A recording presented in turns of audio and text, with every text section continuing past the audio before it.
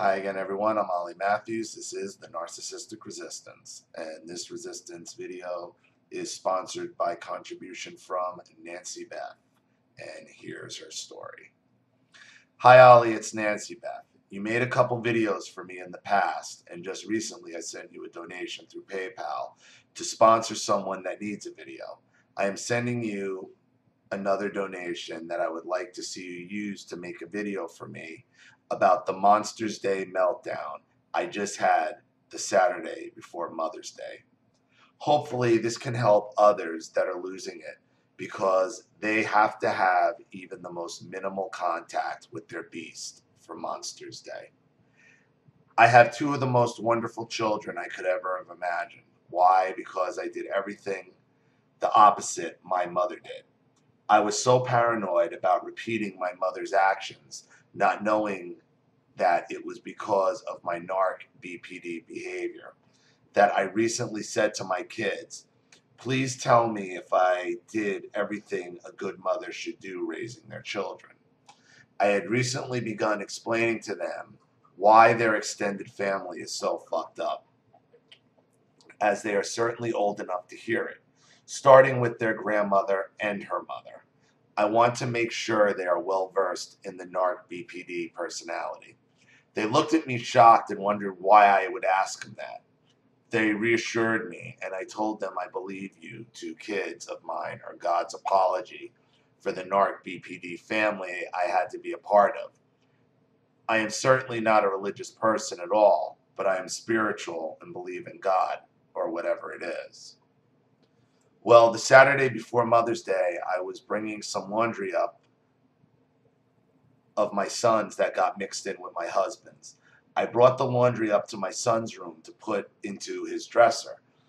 As I was trying to get the damn dresser drawer open, I flipped out to start to cry and started to cry hysterically. A total meltdown. No one was around. For 22 years, I have been dealing with this pain in the ass dresser that is friggin' ugly and so hard to get the drawers open. Whoever designed it must have been a narcissist because they would love to see how much it bugs me every single time. The handles are barely handles. You cannot get a good enough grip on it, so you have to keep trying. So maddening.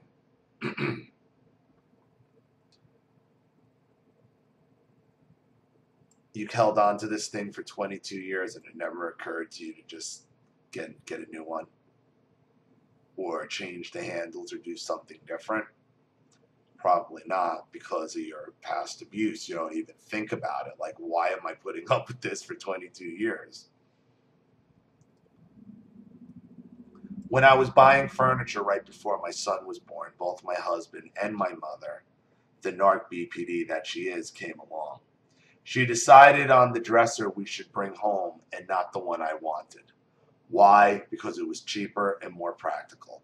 My husband didn't care which one we got, so he didn't even notice what was going on. I went right along with what she decided. She even had the face on when I told her which one I would rather have. Of course, since she was paying for it and it was a gift, guess which one we came home with? I still have this damn dresser in the house 22 years later. My son is in college and he uses it until he moves out. And he still uses it until he moves out.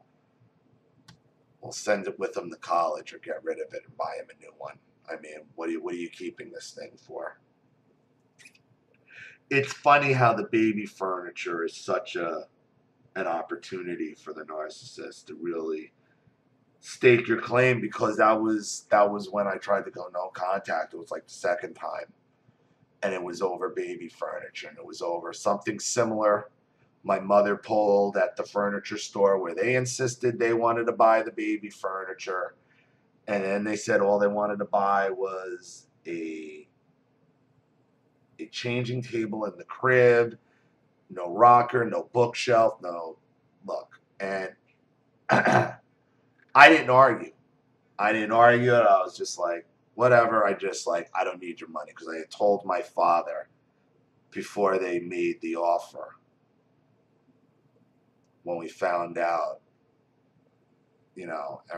she was pregnant with Aaron. And I said this before. I told my father, don't try any of your bullshit with me anymore with this kid. And they tried it. And, that led to a hellacious pregnancy and a lot of bitterness to this day from me, being that they didn't give a shit what happened to Aaron.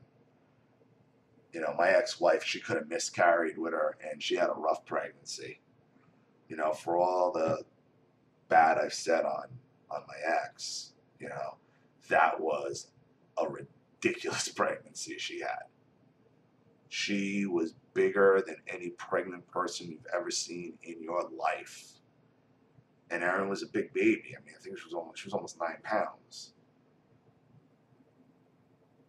And at one point, they told us Erin might have had Down syndrome because her kidneys one was a millimeter bigger than the other, and then it just turned out to be this whole insurance scam that doctors pull so they can make you go for the amnio. Oh, it was horrible.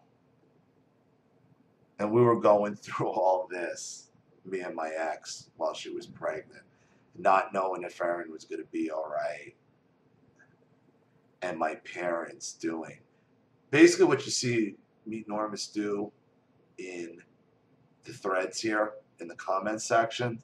It was just doing in my life every day with my ex-wife pregnant and having all these problems. And to see where they are now, it is just fucking baffling. But baby furniture is a great way to screw with you. And it's like this lock on you she has. I want to drop kick this dresser out the front door. And after I finished crying and screaming about it, I realized what the fuck was going on here. After getting quite the education about narc BPDs from your channel, I realized how brainwashed I had been all my life and how my mother had completely dictated what I was supposed to be, a clone of her. I look around my house and wanted to rip everything down and change it. The curtains in my living room and the bedroom are the same curtains my mother has. I could go on, but I think you're getting the picture. I also didn't realize that since I had learned so much from your channel that I was slowly but surely healing, as for the first time I changed the rug in the living room and wondered why I felt so elated and refreshed, as if a part of the real me was emerging. I know the meltdown was from the thought of the phone call I will have to make to my mother because it's Mother's Day, and I know the Queen is sitting there waiting for my phone call to suck up some supply. It just gets more and more difficult. She's 93 and sharp as a tack, and I am just exhausted from my entire narc BPD infested life. I have slowly whittled my way down to contact on a once-a-week basis in order to do her grocery shopping. So I am unable to go full no contact yet. That's for another video. I just want to let others out there know, if you have to be anywhere remotely near a narc mother on Mother's Day or any other holiday, try to cry, scream, and let it all out the day before. It may help to get through the day without so much of the tension built up. For if you blow up on Mother's Day or any other encounter in front of everyone, the narc will love it. Because remember, you're the crazy one. I have decided to call Mom the night before and get it over with. Short and sweet. When she starts her narc bullshit, I will say I have to go, as that's how I have to usually end the call. I will spend Mother's Day any holiday with my husband and children only. P.S. She was able to get her narc supply from my brother's call he made to her on Mother's Day, purely made out of the guilt she masterfully crafted all our lives. But that was not good enough. So she called me very early the next morning just to see how I was, knowing I have trouble sleeping, and I have asked her and everyone never to call me early in the early AM, as I may just be getting some sleep then. She knows this, and even she is never is up early in the AM because of her age and arthritis, except when she needs narc supply. She knew I would not be able to go back to sleep and knew the important things I had to take care of would be very difficult with the broken sleep. All done on purpose, as when I did pick up the phone by my nightstand at a pure reflex, I was only able to mumble, "I'll call you back later." Another reflex of mine. You need to learn to turn your phone off, okay? And don't give me, well, if something happens and there's an emergency, she could die. She's 93. I mean, what are you going to prolong your torture? You're allowed to sleep. Well, she usually drills me on why I don't call her back, or where were you? The phone rang 3 times. Why didn't you call back? Not with this phone call. Never heard about it the rest of the day or week as to why I didn't call back. She was waiting for me to show anger and question her about the early AM narc attack. She would have just said something along the lines of, "Well, I was up. Thank you so much, Ollie. Regards, Nancy Beth." 93 years old. You need to learn to turn your phone off. Turn your phone off. She's not your problem. She's not your problem. Sounds heartless, but Jesus Christ, she's 93 years old.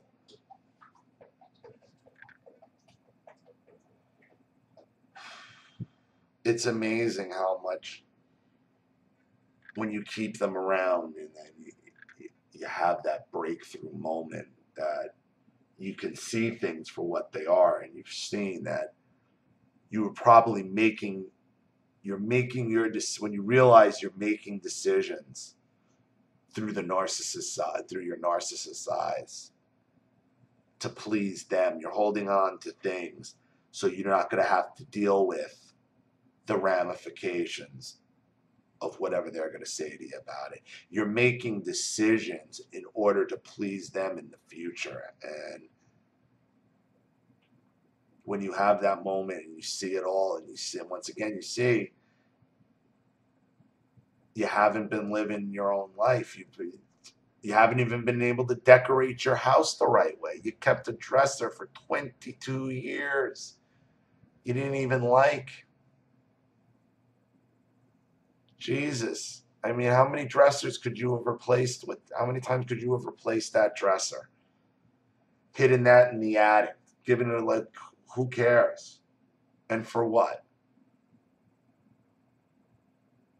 So 22 years later, you can have a breakdown over it and realize, like, for these 22 years, that's 22 years that you've had that thing anchored to you.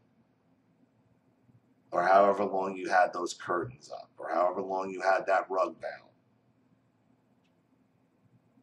That's all those years of living through the narcissist's eyes in order to please them. Stop answering your phone. Stop answering your phone. Put her number. I mean, you can put like call block. You can send her right to voicemail so she can just leave you messages. Send her right to voicemail. You could set up your phone to do that.